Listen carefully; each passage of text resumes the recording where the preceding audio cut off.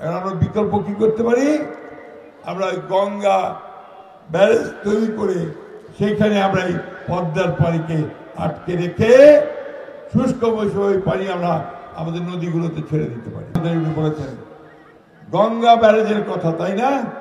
এটা যে গঙ্গা নদীটা, এই পদ্মা নদীটা ইন্ডিয়ার ওই পারে, এটাকে বলে আপনার গঙ্গা, ইংরেজিতে বলে গ্যাঞ্জেস।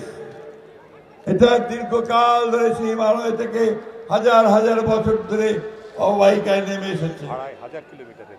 ২৫০০ কিলোমিটার দৈর্ঘ্য এই নদী। এই নদীতে বাঁধ দিয়ে ফারাক্কাতে পানি আমাদের বন্ধ করে দিয়েছে। এখন আমরা বিকল্প কি করতে পারি? আমরা গঙ্গা ব্যারেজ তৈরি করে সেইখানে আমরা এই পদ্মার পানিকে আটকে রেখে শুষ্ক মৌসুমে ওই পানি আমরা আমাদের নদীগুলোতে ছেড়ে দিতে পারি। আর বন্যার সময় সেটাকে আমরা পানিটাকে আটকে রাখতে পারি। এই প্রকল্প যদি আমরা করতে পারি তাহলে ইনশাআল্লাহ বাংলাদেশের দক্ষিণাঞ্চলের উত্তরাঞ্চলের জেলাগুলোর দুঃখ অনেকটা কমে যাবে। এই কথাটা তারেক রহমান সাহেব সঠিক উপলব্ধি করেছেন। এই জন্যই আজকে হারুন ভাইকে এই দায়িত্ব কিনে দিয়েছেন। আমি ধন্যবাদ জানাই যে আজকে হারুন সাহেব এই আন্দোলন শুরু করলেন। ইনশাআল্লাহ এই আন্দোলন চলবে যতক্ষণ না আমরা পদ্মার ন্যায্য হিস্সা পাবো, পানির ন্যায্য হিস্সা পাবো এবং গঙ্গা বাঁধ নির্মাণ করতে পারবো। বন্ধুগণ, আজকে একটা কঠিন সময় পার হচ্ছে। আমি আজকে প্রথমেই ধন্যবাদ জানাতে চাই হারুন ভাইকে, যিনি সভাপতি আজকের এই মিটিংয়ের, তিনি আজকে আমাকে সুযোগ দিয়েছেন আপনাদের সামনে এসে কয়েকটা কথা বলার।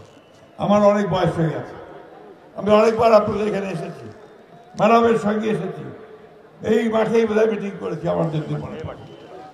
আজকে সেই ম্যাডাম বেগম খালেদা জিয়া, তিনি গণতন্ত্রের জন্য তার সারাটা জীবন উৎসর্গ করেছেন। ৬ বছর কারাগারে থেকেছেন, যাকে কেরানীগঞ্জের কারাগারে একটা ছোট্ট ঘরের মধ্যে, স্যাঁতস্যাঁতে ঘরের মধ্যে, যেখানে ইঁদুর দৌড়াদৌড়ি করতো, এখানে থেকে 2 বছর আটকে রাখা হয়েছে।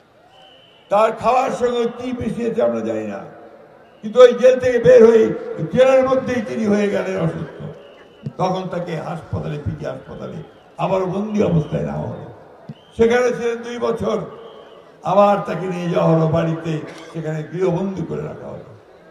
আল্লাহর কাছে অশেষ শুকরিয়া জানাই যে গত 5ই আগস্ট 24-এর এই দেশ ফ্যাসিস্ট মুক্ত হওয়ার পরে তিনি তার বাসায় ফিরে আসেন মুক্ত অবস্থায়।